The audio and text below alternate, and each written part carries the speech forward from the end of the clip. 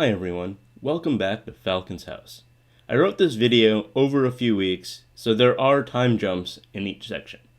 I am upgrading my internet from 150 down and 10 up to 940 down and 35 up. So while I wish there was full synchronous gigabit at my address, there isn't, and so this is the best I can do. The opposite, the competitive provider is only offering 25 megabit down and 5 megabit up. And my provider, Cox, is moving the 150 tier from 10 megabit down to 10 megabit up to 5 megabit up.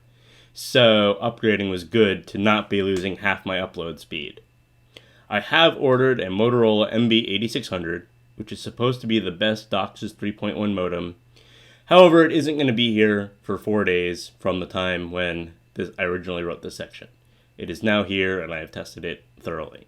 So in the meantime, I'm going to test the Cox cable modem provided, which is their panoramic Wi-Fi, since the rental fee was included for that first month that I'm paying, and then I'll return it and have the $11 a month rental fee dropped.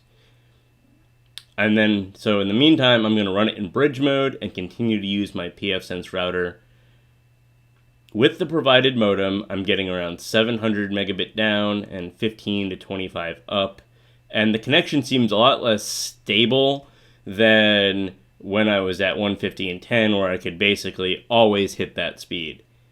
In addition, my buffer bloat mitigation still is needed. The built-in smart queue management is not enough. It was about 40 milliseconds of lag with it turned off, and only about 5 milliseconds of lag with it turned on.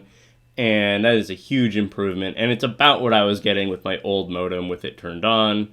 And my pfSense router, the actual load on the system didn't really change. My memory usage isn't higher, my CPU usage isn't higher, it's still about 5% CPU, and about 25% memory usage, which is only about 1 gigabyte of memory.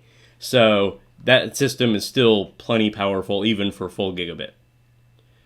So right after I switched the modems, I started having a lot of packet loss. Every 5 to 15 minutes, I would lose all connection for 30 seconds to 2 minutes, and then it would start working again for the next 5 to 15 minutes. I contacted my ISP, and after a day, they finally sent a tech, and the tech ended up saying that the issue was with the main line and not with any of my equipment, and the day after that, it finally started working normally again. So now I have switched to the MB8600, and that seems to have helped a lot. The amount of drop packets I have or anything, it seems to be a lot better. The speed seemed to be about the same as with the panoramic Wi-Fi modem. However, the uncorrectable errors are a lot better, though part of this, I think, was due to the problem that I had the issue with my main line, so I don't really know how the panoramic Wi-Fi modem would have done then. But with the problem, when I was having the issues, I was getting thousands of uncorrectables per hour, and then even after it was fixed, I was having hundreds per hour, and then with the MB8600, it's only about hundreds per week instead of per hour, which is a lot better.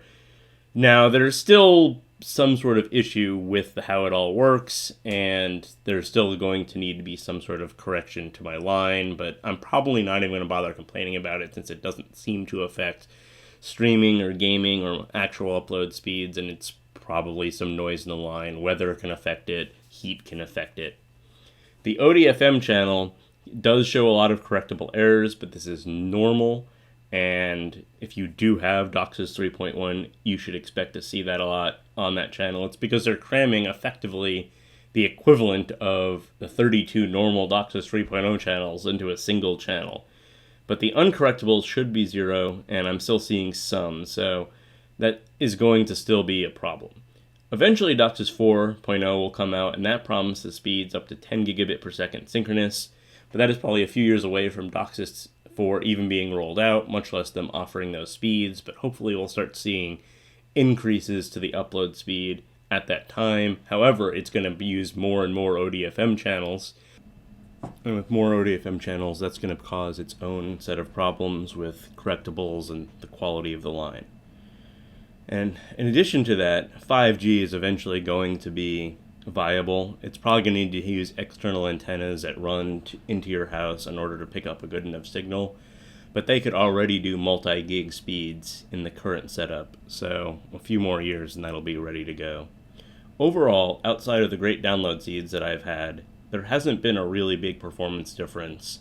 Like, Netflix buffers a little bit faster, and I have better downloads, but otherwise, it's not really worth it.